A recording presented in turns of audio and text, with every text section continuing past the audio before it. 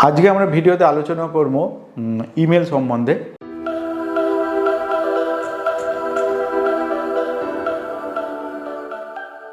Email হচ্ছে electronics mail.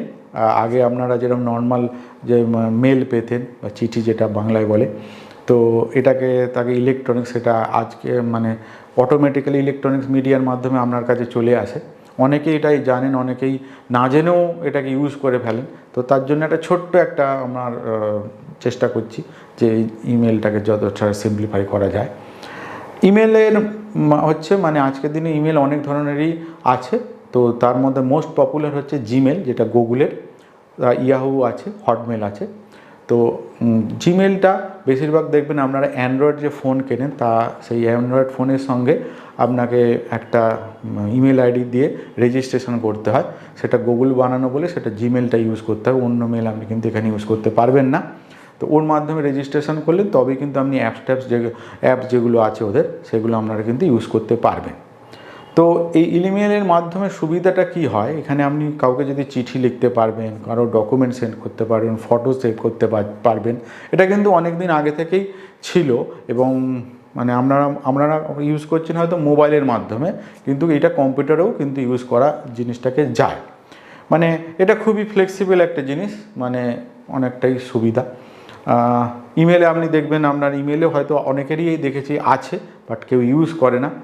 তো এই ইমেলটা যদি থাকে, আপনি খুব সহজেই আপনাকে কাউকে ফটোজ পাঠাবেন, ফটো পাঠাতে পারেন, কোনো ডকুমেন্টস পাঠাতে পারেন অ্যাটাচমেন্ট করে, কোনো লেটার লিখতে পারেন। তো এই ইমেলটা আজকের দিনে খুব জরুরি। উইদাউট ইমেল মানে আজকের দিনে দেখুন যে কোনো জায়গায়, কোনো কোম্পানিতে বা কোনো জায়গায় যখন থাকবেন, আপনার মোবাইল নাম্বারও যেরকম চাওয়া হয়, অনেক সময় ইমেল চাওয়া হয়।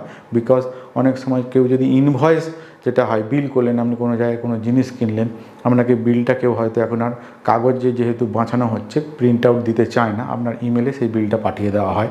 বেশিরভাগ ক্ষেত্রেই এটা হচ্ছে। আজকে হয়তো হোয়াটসঅ্যাপের মাধ্যমে হচ্ছে, কিন্তু ইমেলটা আরও মানে ব্যাপার, সেটা কর্পোরেটে খুব বেশি করে ইউজ হয় এটা, এবং সাধারণ মানুষ তারাও ইউজ করছেন এইটা, যেহেতু উইদাউট একটা জিমেলে আপনি কোনো একটা অ্যান্ড্রয়েড ফোন আপনি রেজিস্ট্রেশন করতে পারবেন না। তো এখানে ধরুন কোনো জায়গায় কোনো পেমেন্ট করলেন, তার ভাউচারটা আপনার ইমেলে চলে আসলো, বা যদি আধারে যদি ইমেল আইডি নাম্বার দিয়ে থাকেন, কোথায় কোথায় আধার ইউজ হয়েছে সেটা আপনি পেতে পারেন। অনেক কোম্পানিতে পে স্লিপ তার ইমেলে পাঠানো হয়। হ্যাঁ, তো এখানে ইমেলের বিশাল বড় মানে ব্যাপার। তো একটা ভিডিওতে আশা করি আমি পুরোটা বলতে পারবো। তো এইটা ছোট একটা জিনিস, জাস্ট একটা ছোট একটা নলেজের জন্য আজকে আমি এই ভিডিওটা আপনাদের জন্য বানালাম। সুরজিৎ নেগির এই ভিডিওটা আশা করি ভালো লেগেছে।